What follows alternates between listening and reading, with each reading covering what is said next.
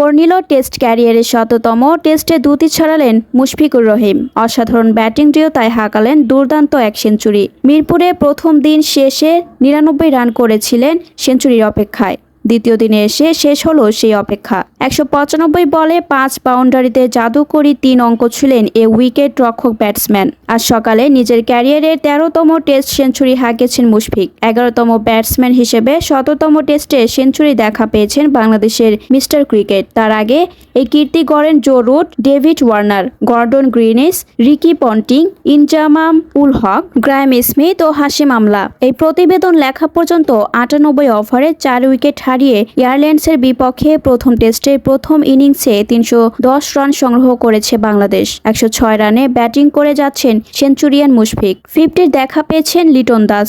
৫৮ run নিয়ে মুশফিককে সঙ্গ দিয়ে যাচ্ছেন তিনি। আয়ারল্যান্ডের হয়ে অ্যান্ডি ম্যাকব্রিন একাই নিয়েছেন ৪টি উইকেট। তার আগে ৪ উইকেটে ২৯২ রান নিয়ে দ্বিতীয় দিন শুরু করে বাংলাদেশ। প্রথম দিন শেষে মুশফিক ৯৯ রানে আর লিটন দাস ৪৭ রানে অপরাজিত থেকে যান।